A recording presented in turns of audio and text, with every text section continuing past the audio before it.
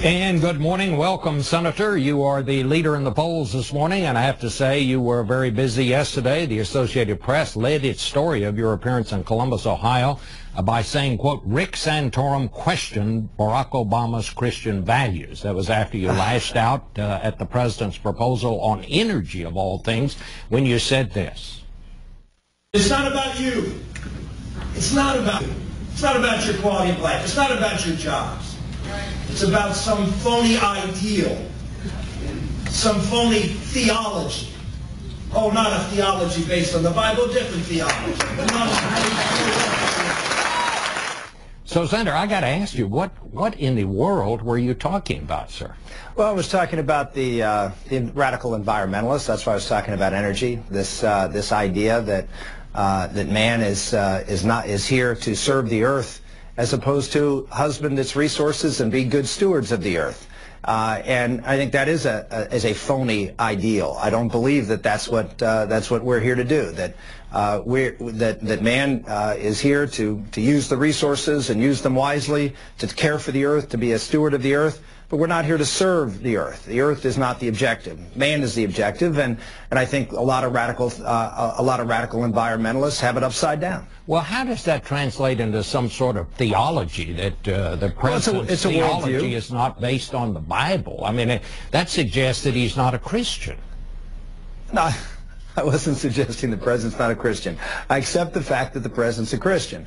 I just said that when you have a worldview that elevates the earth above man and says that we can't take those resources because we're going to harm the earth by things that frankly are just not scientifically proven, like, for example, the politicization of the whole global warming debate. I mean, this is just all an attempt to to centralize power and to give more power to the government. And this is not questioning the president's beliefs in Christianity. I'm talking about the belief that man should be in charge of the earth and should have dominion over it and should be good stewards of it. I don't want to just spend the whole program on this, but was your use of the word theology, perhaps you could have had a better word than that? I mean, don't you know that could, or do you wonder that might lead some people to suggest that you were questioning the president's faith? Well, no, because I've repeatedly said I don't question the president's faith. I've repeatedly said that I believe the president's a Christian. He says he's a Christian, but I am talking about his worldview or his the way he approaches problems in this country, and I think they're different than how most people do in America. At another stop in Columbus, you took on the president on prenatal care for expectant mothers. Here's what you said in this passage. One of the things that you don't know about Obamacare and one of the mandates is they require free prenatal testing in every insurance policy in America. Why? Because it saves money in health care. Why? Because free prenatal testing ends up in more abortions and therefore less care that has to be done because we cull the ranks of the disabled in our society. Senator, I have to ask you to give some explanation of that. You sound like you're saying that the purpose of prenatal care is to cause people to have abortions, to get more abortions in this country. I think there are any number of testing. I think any number of people would say that's not the purpose at all. Well, that's Bob, that's simply not true. The bottom line is that a lot of prenatal tests are done to identify deformities in utero, and the customary procedure is to encourage abortions. And in fact, prenatal testing, that particularly amniocentesis, I'm not talking about general prenatal care. You said prenatal care. I didn't say prenatal care shouldn't be covered. We're talking about specifically prenatal testing and specifically amniocentesis, which is a procedure that actually creates a risk of having a miscarriage when you have it, and is done for the purposes of identifying maladies of a child in the womb. In which in many cases, and in fact most cases, physicians recommend, particularly if there's a problem, recommend abortion. We know, Bob, that 90% of Down syndrome children in America are aborted. So to suggest where does that come from, I have a child who has trisomy 18. almost 100% of trisomy 18 children are encouraged to be aborted. So I know what I'm talking about here. Well, I know you know what you're talking about. I know that well. I know you also had another child that was stillborn. But didn't you want to know about this? Just a minute. Bob, just hold on. My child was not stillborn. My child was born alive. All right. And he lived 2 hours. By the way, prenatal testing was. We had a sonogram done there, and they detected a problem. And yes, the doctor said, you should consider an abortion. This is typical, Bob. This is what goes on in medical rooms around the country. And yes, prenatal testing, amniocentesis, does in fact result more often than not in this country in abortion. That is a fact. I stand corrected on the stillborn. You're absolutely right. I simply misspoke. But, Senator, do you not want any kind of prenatal testing? I mean, would we just turn our back on science, that this is something that expectant mothers should not go through, that it's best not to know about these things ahead of time? I mean, is that what you're saying here? No, I'm not saying. Look, people have the right to do it, but to have the government force people to provide it free just has, to me, is a bit loaded.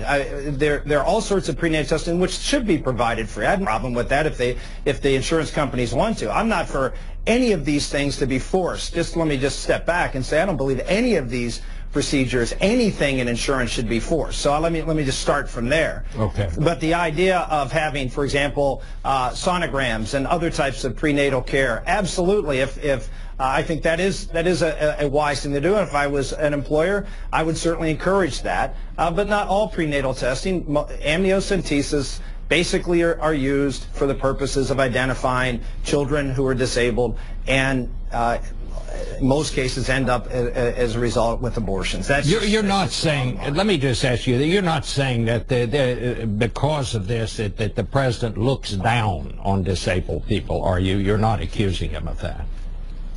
Well, the president supported partial birth abortion, and partial birth abortion is a procedure used almost exclusively to kill children late in pregnancy when they've been found out to be disabled. The president voted for a provision that said that children born alive as a result of abortions late in pregnancy, who are otherwise viable, should be allowed to be killed by the doctor. I think the president has a very bad record on the issue of abortion and children who are disabled, who are in the womb, and I think this simply is a continuation of that idea. Well, since you brought all this up yesterday, I just wanted to make sure that everybody had a clear understanding of exactly what you meant. Yep. and how you feel about this. Another thing that raised a few eyebrows yesterday, Senator, you questioned the value of all things of the public school system. Now, here's what you said about that. But the idea that the federal government should be running schools, frankly, much less that the state government should be running schools, is anachronistic. It goes back to the time of industrialization in America, when people came off the farms where they did homeschool or have the little neighborhood school, and into these big factories. So we built equal factories called public schools. So there you are, Senator. I mean, are you saying that we shouldn't have public schools now? I mean, I thought public schools were the foundation of American democracy. Yeah, I think I'm saying that local communities and parents should be the ones who are in control of public education, certainly not the federal government. And as I said before, as I said in that clip, I think the state governments have not done a particularly good job in public education. I think public education should be a dynamic process that's locally run, that works with parents to provide the optimal opportunity for each child in America to get the education that they need, not what the federal government or the state government says that you should have. That's why I referred to it as, going back to the industrialization of America, when we had a system in this country with industrialization where, you had one car produced, and, you maybe got it in two colors. And we haven't changed public education significantly since then. Every single car on a Detroit line is custom ordered. Why? Because it's designed to meet the needs of the customer.